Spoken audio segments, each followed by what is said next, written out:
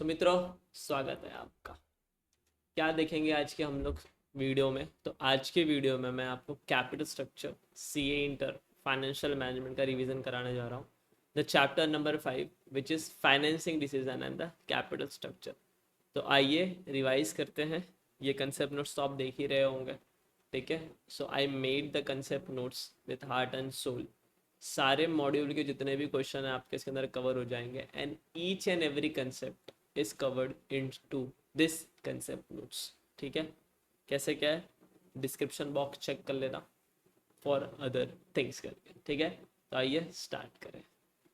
So first of all, capital structure note. So are overall snapshot, ये हम लोग का ओवरऑल स्नैपशॉट है कि हम लोग सबसे पहले पढ़ेंगे कैपिटल स्ट्रक्चर फैक्टर क्या होता है, ठीक है। कैपिटल स्ट्रक्चर क्या होता है, फिर उसके फैक्टर्स क्या होता है, कैपिटल स्ट्रक्चर क्या होता है वो पढ़ेंगे। फिर कैपिटल स्ट्रक्चर की थेरीज पढ़ेंगे। थेरीज में net income approach, traditional approach, net operating approach, MM approach. MM approach में भी दो अप्रोच होते हैं, एक विदाउट टैक्स होता है और एक विद टैक्स होता है। तो हम लोग दोनों चीज़ें देखेंगे। फिर ये होने के बाद there are some optimal capital structure theories also, जिसके अंदर हमें ये तीन चीज़ें पढ़नी होगी: ईबीआईटी, ईपीएस, एमपीएस का analysis, indifference point analysis and financial break even point analysis. तो ये सारी चीज़ें हमको पढ़नी पड़ेगी और इन सारी चीज़ों का रिवीजन होगा। ये होने के बाद there are some theory topic which is trade off theory क्या होता है, पेकिंग ऑर्डर थेरी क्या होता है, फैक्टर्स फॉर कैपिटल स्ट्रक्चर क्या होता है, ये सारी चीज़ें हम लोग पढ़ेंगे।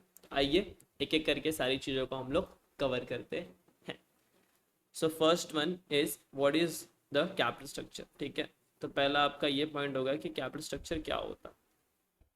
सो योर कैपिटल स्ट्रक्चर क्या होता है वो देख लो। It is the combination of capital structure from different sources of finance. तो डिफरेंट सोर्सेज ऑफ फाइनेंस का कॉम्बिनेशन होता है। जैसे इक्विटी से कितना लेना है, डेट से कितना परसेंटेज मैंने लिया, फिर प्रेफरेंस से कितना परसेंटेज लिया, रिटेन अर्निंग से कितना परसेंटेज लिया, इन्हीं सबको हम मिला देते तो हम लोग बोलते हैं ये मेरा कैपिटल का स्ट्रक्चर है, कि मेरे कैपिटल स्ट्रक्चर में इक्विटी का इतना पोर्शन है, डेट का इतना पोर्शन है, प्रेफरेंस का इतना पोर्शन है, रिटेन अर्निंग का इतना पोर्शन है। उन सबको हम लोग मिला दिया, उसी को बोलते हैं कैप कॉम्बिनेशन ऑफ, और उसी कॉम्बिनेशन को हम लोग बोलते हैं कैपिटल स्ट्रक्चर, कि मेरे कैपिटल में ये स्ट्रक्चर है।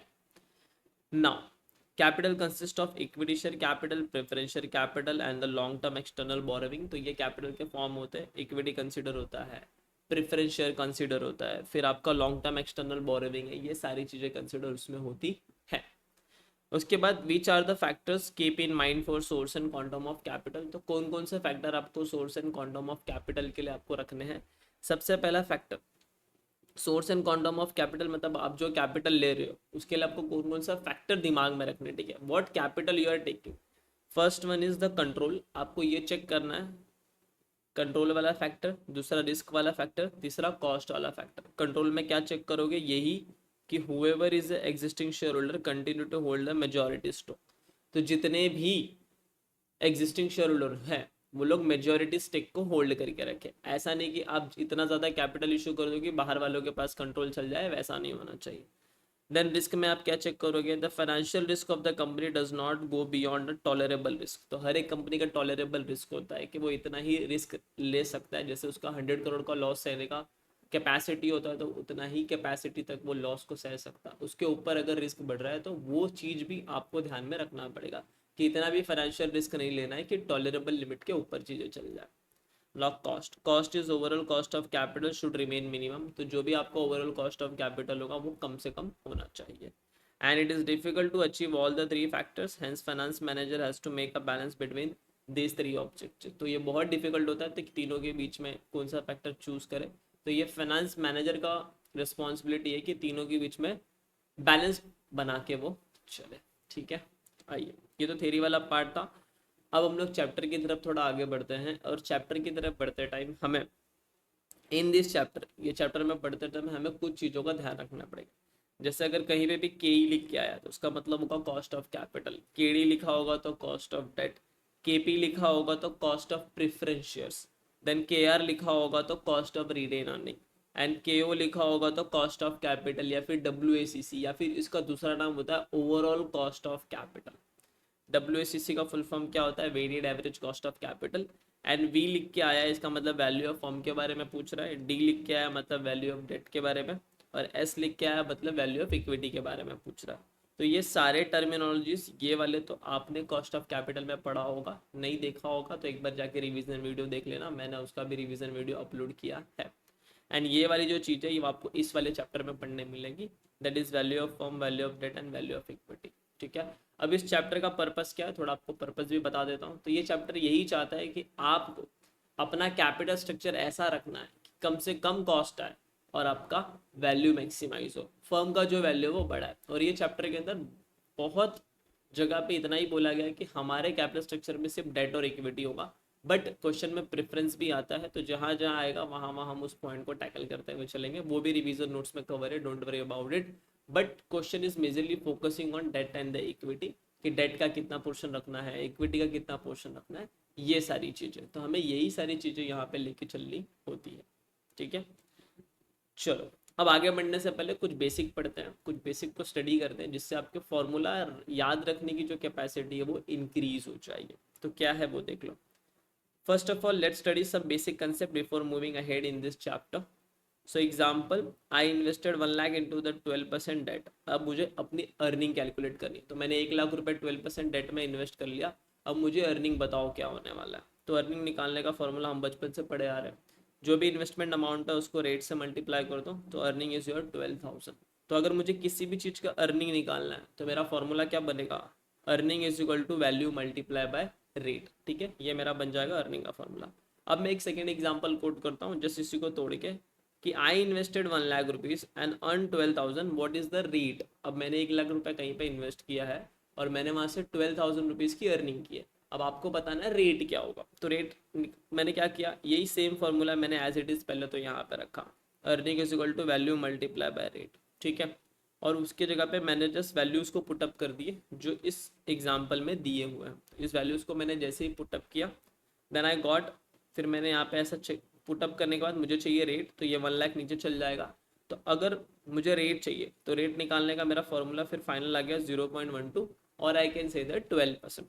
तो फाइनली जो मेरा रेट आया, वो रेट का मेरा फॉर्मूला क्या डिराइव हुआ कि जो भी मेरी अर्निंग है उसको ऊपर रखना है और वैल्यू नीचे रखना है, तो मुझे मेरा रेट मिल जाएगा। ये चीज़ें मैं क्यों करा रहा हूँ, अभी आगे चल के जब मैं लिंक कराऊंगा ना तो आपको समझ में आएगा। ठीक है, because in financial management what happens ना, everything is a formula driven. ठीक है, कुछ कुछ चीज़ें फॉर्मूला ड्रिवन होती है जिसको इतना याद करने की जरूरत नहीं है, बस आप एक थोड़ा सा लॉजिक समझ जाओगे ना उसके पीछे का, तो आपको एफएम और अच्छे से उसके फॉर्मूलाज याद रखने हो जाएंगे। ठीक है, अब मैं आपको थर्ड एग्जाम्पल की तरफ लेके चलता हूँ, और थर्ड एग्जाम्पल में मैं आपको ये बताता हूँ कि for example I earn 12,000 rupees, कि मैंने 12,000 रुपीज़ की अर्निंग की है जिसकी रेट है 12%। मुझे बताओ मेरा वैल्यू ऑफ इन्वेस्टमेंट कितना होगा। तो सेम वही फॉर्मूला में मैंने लिख दिया, earning is equal to value multiply by rate.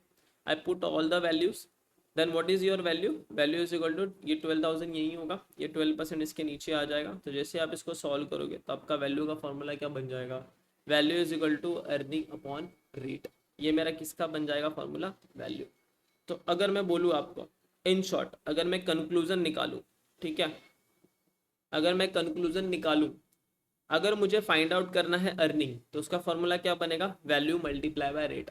अब ये जो रेट है अगर आप डेसिमल में लिखोगे, जैसे फॉर एग्जांपल 12% था, तो आप 12% को 0.12 लिखोगे तो डायरेक्ट मल्टीप्लाई करके आंसर आ जाएगा। बट अगर आप यहाँ पे 12% लिखते हो तो कैलकुलेटर में जब आप सॉल्व करोगे ना, तो 12% ये पूरा प्रेस करना। बहुत लोग गलती ये कर लेते हैं, 12 तो लिखते हैं बट परसेंटेज प्रेस करना भूल जाते हैं, उसके वजह से उनका आंसर रॉन्ग हो जाता है। तो ये सिली मिस्टेक्स नहीं करनी है। अगर मुझे रेट फाइंड आउट करना है तो रेट फाइंड आउट करने के लिए मैं क्या कर दूंगा, अर्निंग डिवाइड बाय वैल्यू, ये वाला फॉर्मूला यूज कर लूंगा। देखो अगर आपको इतना फॉर्मूला समझ में नहीं आ रहा है ना, तो एकदम कैसे डिराइव हुआ वो मैंने ऊपर से बता दिया। ठीक है, बट अगर ये सब याद रखने का झंझट मारी नहीं पालना, तो आप सिर्फ ये वाला चीज़ याद रखो हर जगह, और सिर्फ यहीं पे वैल्यूज पुटअप करके आपके सारे वैल्यूज आ जाएंगे। कोई लोड लेने की इतनी ज़रूरत नहीं है। एट द एंड जो आपका फाइनल आंसर होता है उसी के नंबर्स होते हैं। ठीक है, फाइनल मार्क्स। सो रेट अगर आपको फाइंड आउट करना है, earning divide by value. But my request, अगर आपको ये डायरेक्टली याद हो तो बहुत अच्छी बात है, और याद हो जाएगा, अर्निंग डिवाइड बाय वैल्यू। अब यहाँ पे जो आपका रेट का आंसर आएगा वो डेसिमल्स में आएगा, तो अगर आपको उसको परसेंटेज में कन्वर्ट करना है तो आप मल्टीप्लाई बाय 100 कर देना। ठीक है, वैल्यू निकालना है तो वैल्यू निकालने के लिए the value is equal to earning divide by rate, ये फॉर्मूला यूज करना। अब यहाँ पे भी जो आप रेट लिखोगे, लेट्स से एग्जांपल 12% की रेट है, अगर आप यहाँ पे रेट के वैल्यू में 0.12 लिखते हो इन डेसिमल तो आपका डायरेक्ट आंसर मिल जाएगा। But instead of writing in decimal अगर आपने इसको 12% लिखा है तो प्लीज़ जब आप सॉल्व करोगे तो उसमें फॉर एग्जांपल 10,000 डिवाइड बाय अगर आप 12% लिख रहे हो तो कैलकुलेटर सब सॉल्व करते टाइम 10,000 डिवाइड बाय 12 और परसेंटेज का साइन भी प्रेस करना, तब जाके आपका आंसर एक्यूरेट आएगा।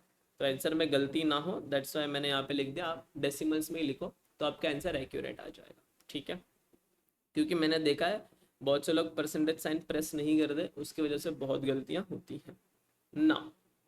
ये तो हो गया एकदम बेसिक चीज़। ठीक है, ये आपका बेसिक्स फॉर्म करने के लिए मैंने बनाया कि अगर इन कंक्लूजन मुझे कहीं पे भी अर्निंग फाइंड आउट करनी है तो मैं फॉर्मूला यूज़ करूँगा वैल्यू मल्टीप्लाई बाय रेट। मुझे रेट फाइंड आउट करना है तो मैं फॉर्मूला यूज़ करूँगा अर्निंग डिवाइड बाय वैल्यू। और अगर मुझे वैल्यू फाइंड आउट करना है तो मैं फॉर्मूला यूज़ करूँगा earning divide by rate. That's it.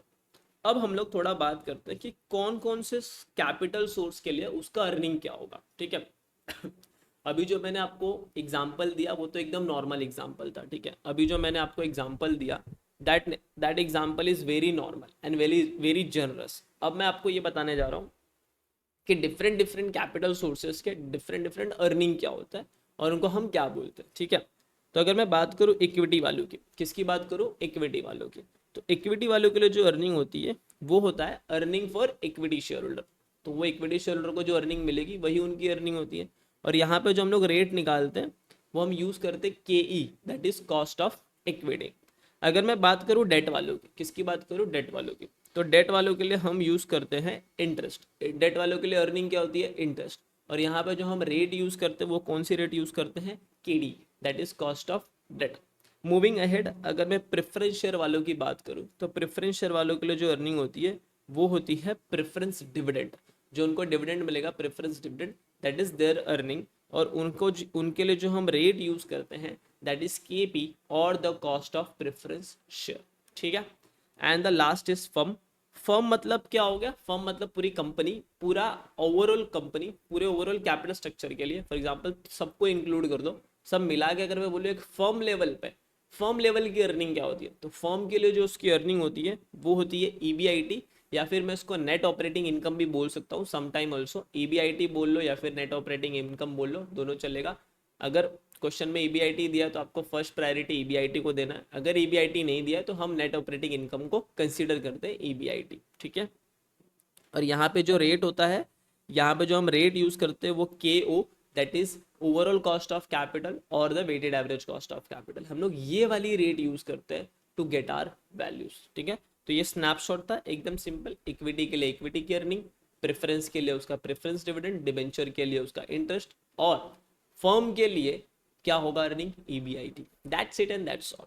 चलो अब हम क्या करेंगे ना, इसी चारों चीज़ों के बेसिस पे अब हम फॉर्मूला डिराइव करते हैं। ठीक है, एकदम आसानी से फॉर्मूला डिराइव होगा। आपको सिर्फ इतना सोचना, अगर मैं बात करूँ इक्विटी वालों के लिए, तो इक्विटी के लिए अर्निंग क्या होगी, इक्विटी फॉर अर्निंग, उसका वैल्यू क्या होगा, इक्विटी का वैल्यू, उसका रेट क्या होगा, के।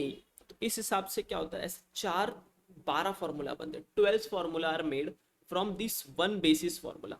इस एक बेस के ऊपर ना आपके ये 12 formula are forms. But this 12 formulas कैसे फॉर्म होते हैं आपको ये पता होना चाहिए कि किस कैपिटल का क्या अर्निंग है और किस क्या रेट है। ठीक है, तो आओ मैं रिवाइज करा देता हूँ आपको ये वाली चीज़ें। अगर मैं बोलूँ इक्विटी वालों के लिए अर्निंग फाइंड आउट करो, तो आप कैसे निकालोगे इक्विटी वालों के लिए अर्निंग, जो भी उसका इक्विटी का वैल्यू होगा उसको मल्टीप्लाई करना कॉस्ट ऑफ इक्विटी से। ठीक है, ये जो सितारे तारे मारे हैं हम इसको देखेंगे इसका मीनिंग क्या है।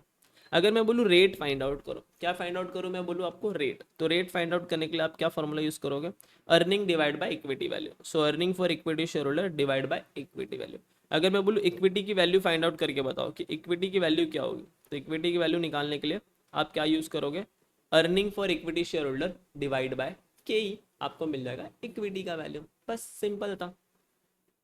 अगर मैं डेट के बारे में बात करूं, ठीक है, डेट के अंदर अगर मैं बोलूं डेट का इंटरेस्ट फाइंड आउट करना है तो कैसे निकलेगा, जो भी डेट की वैल्यू होगी उसको मल्टीप्लाई करेंगे केडी से। ठीक है, अगर मैं बोलूं रेट फाइंड आउट करना है डेट का तो कैसे निकलेगा, interest divide by debt value, interest ऊपर रख देना, उसकी डेट वैल्यू को नीचे रख देना। अगर मैं बोलूँ डेट की वैल्यू निकालो तो इंटरेस्ट डिवाइड बाय केडी कर देना, सिंपल। अगर मैं प्रेफरेंस वालों की बात करूं तो प्रेफरेंस डिविडेंड अगर मुझे चाहिए तो जो भी प्रेफरेंस की वैल्यू है उसको कॉस्ट ऑफ प्रेफरेंस से मल्टीप्लाई कर देंगे। अगर मुझे केपी के वैल्यू चाहिए तो preference dividend divide by preference की वैल्यू से डिवाइड कर देंगे, एंड अगर प्रेफरेंस की वैल्यू चाहिए तो preference dividend divide by KP that is cost of preference से डिवाइड कर देंगे, और हम लोग को ये सारे values as a balancing figure मिलते जाएंगे।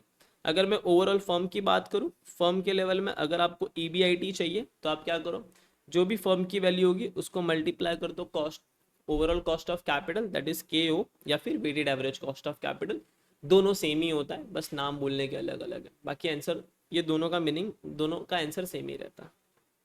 तो अगर क्वेश्चन में के ओ दिया है तो के ओ यूज करो, डब्ल्यू दिया है तो डब्ल्यू यूज करो, ठीक है, कोई प्रॉब्लम नहीं है।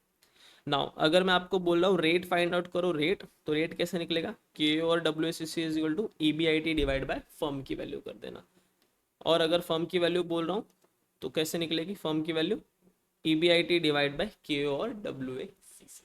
That's it, the basic things, because it is very much required, ये मुझे बताना आपको बहुत ज़रूरी था ताकि हम चैप्टर में और अच्छे डिटेल में आगे बढ़े। तो अब अगर मैं आपको बोलूँगा वैल्यू ऑफ फॉर्म निकालो तो आप आराम से बोल दोगे value of form, yes E B I T divide by K O. अगर मैं बोलूँ वैल्यू ऑफ इक्विटी निकालो तो आप क्या बोलोगे, earning of equity divide by K E. Value of date निकालो तो इंटरेस्ट डिवाइड बाई ये all this, interest divide by के डी, ठीक है। तो इससे क्या हो गया, अब आपका जर्नी थोड़ा आसान हो जाएगा। चलो अब थोड़ा आगे बढ़ते हैं, and if you write this in percentage form then solving press calculator on, तो फिर सेम वही था कि अगर आप के डी को परसेंटेज फॉर्म में लिख रहे हो तो परसेंटेज प्रेस करना कैलकुलेटर के ऊपर, और ये वाला जब आप चीज़ सॉल्व करोगे रेट वाला चीज़, तो यहाँ रेट वाले में आपका आंसर डेसिमल में आएगा, तो अगर आपको उसको परसेंटेज में कन्वर्ट करना है तो आप मल्टीप्लाई बाय 100 कर देना, ठीक है। Very good, very nice. आगे बढ़ते हैं। अगर मैं बात करूं वैल्यू ऑफ फर्म निकालना है, क्या निकालना है मुझे, value of firm. So value of firm निकालने का फॉर्मूला क्या था हम लोग का, EBIT divide by overall cost of capital और डब्ल्यूएसीसी और केओ, तीनों में से हमें जो बोलना है हम वो वर्ड यूज कर सकते हैं।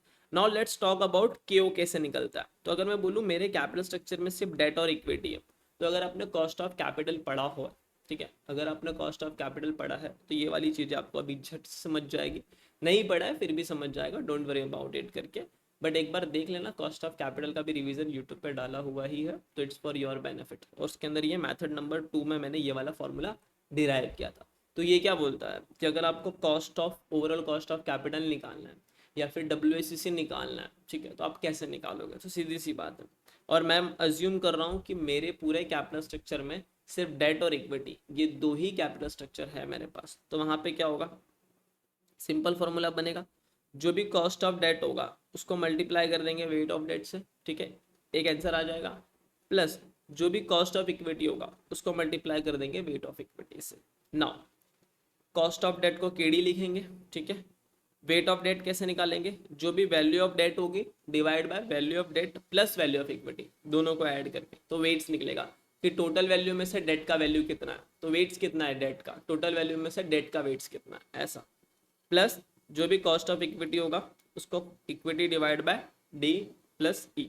याद रखना पहले ये दोनों सॉल्व करना, उसके बाद दोनों को ऐड करना, गलती से भी इसको इसको इससे ऐड करके सब फालतूगिरी नहीं करना है, ठीक है, तो पहले ये वाला सॉल्व करना, फिर ये वाला सॉल्व करना, फिर दोनों को ऐड करना। Now what is the meaning of D, D is a value of debt, E is a value of equity. Let us have a look on the one example, तो एग्जांपल में देखने के बाद आपको थोड़ी चीज़ें और अच्छे से समझ में आ जाएगी। तो कुछ एग्जांपल क्या बोल रहा है, एग्जांपल नंबर 1, के D is equal to 10%, K is equal to 20, value of debt 500, value of equity is 1500। So E B I T क्या हो जाएगा, ई बी आई टी 10,000 मैंने लिख दिया, और मैं बोल रहा हूँ मुझे वैल्यू ऑफ फर्म बताओ। अब सबसे पहले स्टेप नंबर 1 में आप क्यों निकालोगे, वही सेम फार्मूले का यूज़ करके, तो के डी का वैल्यू लिख दिया, डेट का वैल्यू इतना था, दोनों को डिवाइड ऐड कर दिया, फिर कॉस्ट ऑफ इक्विटी इतना था, फिर इक्विटी की वैल्यू लिख दी, डिवाइड बाय 500 प्लस 1500 लिख दिया। नाउ इस पूरे को सॉल्व करके आंसर आया 0.25, इस पूरे को सॉल्व करके आंसर आया 0.75, गॉट इट। फिर इसको इससे मल्टीप्लाई किया तो 2.5%, इसको इससे मल्टीप्लाई किया तो 15%, एंड मेरा आंसर आ गया 17.5%। It is what weighted average cost of capital. And जो भी मेरा वैल्यू ऑफ फर्म अब यहाँ पे आएगा, दैट वैल्यू ऑफ फर्म कैसे निकलेगा, E B I T divide by K E. EBIT का वैल्यू 10,000, KO का वैल्यू 17.5 and this is your final answer, this is your final answer for this.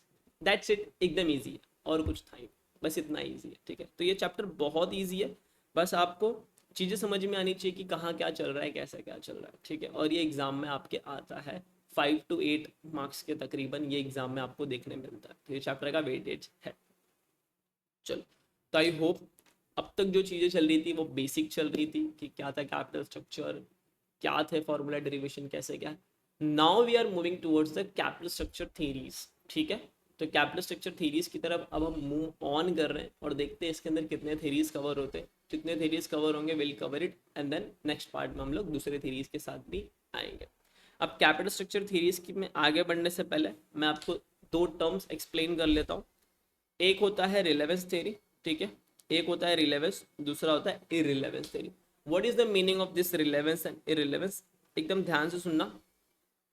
Relevance theory का मतलब होता है कि अगर मैं कॉस्ट ऑफ इक्विटी, वापस बोलता हूँ, रिलेवेंस थ्योरी का मतलब होता है अगर मैंने इक्विटी और डेट का जो कॉम्बिनेशन है उसको अगर मैं चेंज करूं तो मेरा weighted average cost of capital भी चेंज हो जाएगा।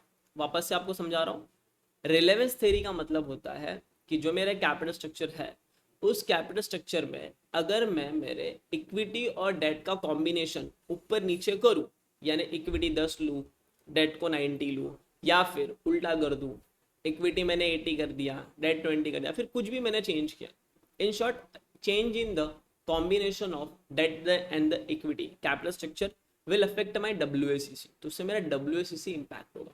बट इररिलेवेंस थ्योरी क्या बोलता है पता है, आप इक्विटी और डेट या फिर आप अपने कैपिटल स्ट्रक्चर में कुछ भी चेंजेस कर लो, WACC will be always constant. WACC constant होगा, वो कुछ चेंज ही नहीं होगा, एज इट इज रहेगा। तो आपको हमेशा याद रखना जब भी एग्जाम में क्वेश्चन आए तो ये रिलेवेंस थ्योरी है कि इररिलेवेंस थ्योरी है, क्योंकि रिलेवेंस थ्योरी होगा तो WACC चेंज होगा, और जब भी रिलेवेंस थ्योरी के ऊपर क्वेश्चन आएगा तो क्वेश्चन चाहेगा आपसे WACC निकालना, KO निकालना। बट जब भी इररिलेवेंस थ्योरी आएगी तो उसमें क्वेश्चन यही चाहेगा आपसे कि आप कॉस्ट ऑफ इक्विटी निकालो। ठीक है, गॉट इट दिस थिंग। तो एकदम लास्ट टाइम बोलता हूँ, रिलेवेंस थ्योरी मतलब change in the capital structure will affect my WACC। Irrelevance theory, change in the capital structure will not affect your WACC and your KO will remain constant। इसको हम लोग बोलेंगे irrelevance theory। ठीक है, got it, that's it। चलो आगे बढ़ते हैं। नाउ रिलेवेंस थ्योरी में आपको ये तीन थ्योरीज पढ़ने हैं यहाँ पे। एक होता है नेट इनकम अप्रोच, ठीक है, one is the net income approach, second one is the traditional approach, third one is the approach 1963 with tax. ये सारे क्या है, रिलेवेंस थ्योरी है, यानी अगर आप चेंजेस करोगे तो आपका value of equity, value of debt and KO change हो जाएगा। ये रिलेवेंस थ्योरी में नेट ऑपरेटिंग इनकम अप्रोच आता है जिसको हम लोग प्यार से बोलते हैं नोई अप्रोच, और एक आता है अप्रोच, और ये अप्रोच विदाउट टैक्स। ठीक है, तो विदाउट टैक्स वाला बोलता है इररिलेवेंस, नहीं फर्क पड़ता, KO विल रिमेन सेम। चलो, तो ये भी मैंने यहाँ पे लिख दिया है। Relevance theory, it means combination of sources of capital affect KO। Irrelevance, it means combination of sources of capital not affect your KO। अब आगे बढ़ते हैं। Now इन अप्रोचेस को पढ़ने से पहले there are certain assumptions which we need to study। ठीक है, तो what are those assumptions? ये आगे अप्रोच तभी देखो जितने भी थेरीज होते हैं ना वो कुछ तो assumptions पे बेस्ड होते हैं, तो वो सारे के सारे assumptions हमको पढ़ने हैं। अब वो assumption कौन से हैं वो एक बार देख लो। ठीक है, सो पहला वाला assumptions क्या है, only 2 funds used by the firm, तो ये बोल रहा है सिर्फ 2 फंड होंगे, डेट एंड द इक्विटी। दूसरा assumption बोलता है टैक्सेस आर नॉट कंसिडर्ड। ठीक है, तो ये बोलता है जो भी टैक्सेस है उसको हम लोग कंसिडर नहीं करते, यानी इस पिक्चर में जब भी हम लोग ये थेरीज पढ़ेंगे अभी आने वाले टाइम पे वहाँ पे टैक्स नहीं आएगा। ठीक है, dividend pay out ratio is 100%, जो भी आप डिविडेंड पे करोगे पूरा का पूरा पे कर दोगे, जितना भी कमाओगे सब पे कर दोगे। Then firm's total financing remain constant, firm जो पैसा ले रही है वो कांस्टेंट होगा, उसमें कोई चेंज होने वाला नहीं है। Then business risk is constant, जो भी बिजनेस का रिस्क होगा वो भी आपका कैसा होगा, कांस्टेंट होगा। Then per firm as a perpetual life, firm life time तक चलने वाला है, हमारा ऐसा assumption है, तो whatever is firm has a perpetual life.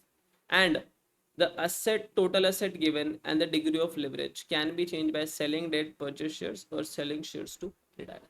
ये लाइन क्या बोलना चाहता है, जो भी आप asset है आपके पास और जो भी डिग्री ऑफ लिवरेज है, अगर आपने लिवरेज चैप्टर पढ़ा होगा चैप्टर नंबर 6, तो आपको चीज़ यहाँ पे क्लिक होगी थोड़ी बहुत। चैप्टर नंबर 6 भी रिवीजन वीडियो यूट्यूब पे डाला हुआ है, जाके बिंदास देखो, मजे उठाओ, ठीक है। तो whatever is your total asset given and the degree of leverage is given, आप उसको चेंज कर सकते हो। कैसे चेंज कर सकते हो? अपना डेट बेच दो, इक्विटी खरीद लो, या तो इक्विटी बेच के डेट खरीद लो। जब आप डेट में चेंजेस करते हो आपका फाइनेंशियल लिवरेज चेंज होता है, ठीक है। So these are the assumptions of what? These are the assumptions of this approaches which we are going to study. Got it? चलो, सबसे पहला अप्रोच हम लोग पढ़ लेते हैं, ठीक है। And the first approach is your net income approach, जिसको प्यार से बोलते हैं नी अप्रोच, या फिर आप बोल दो एनआई अप्रोच। क्या बोलोगे इसको? NI approach. तो देखो क्या बोलना चाहते हैं।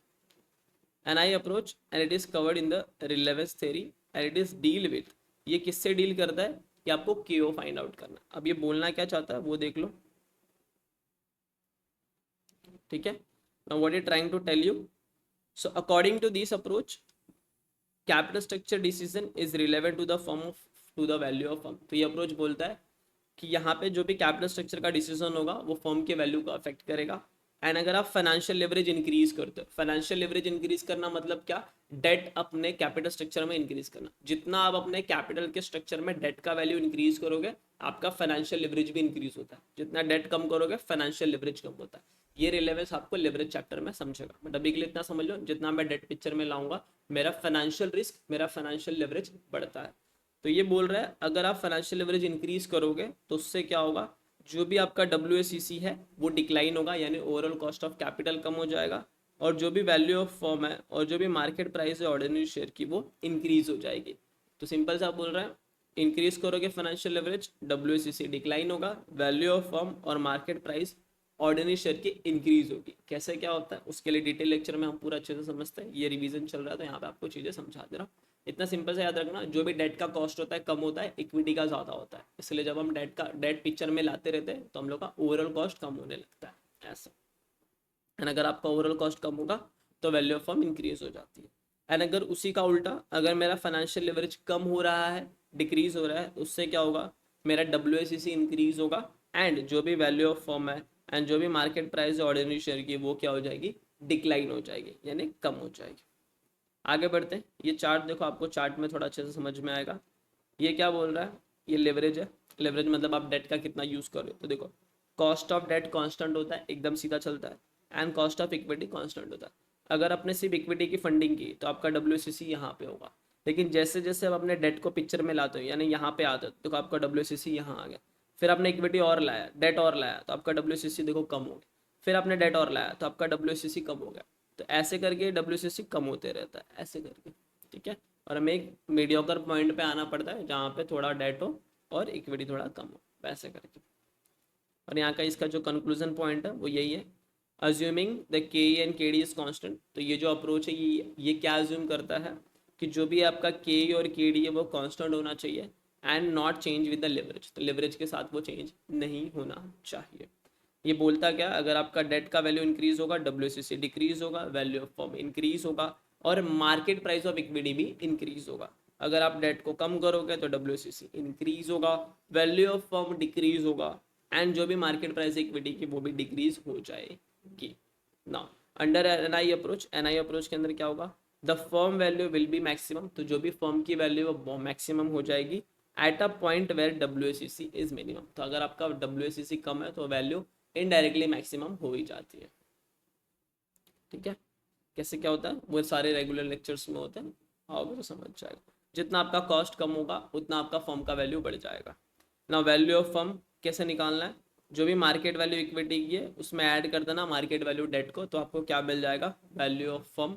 And the market value of equity निकालना है, तो निकालने का फॉर्मूला यहाँ पे हो जाता है NI/KE। तो whatever is your net income just divide by cost of equity. Net income is nothing but the income available for the equity shareholder भाई। एंड यहाँ पे NI मतलब earning available for equity shareholder, और K is equal to equity capitalisation rate.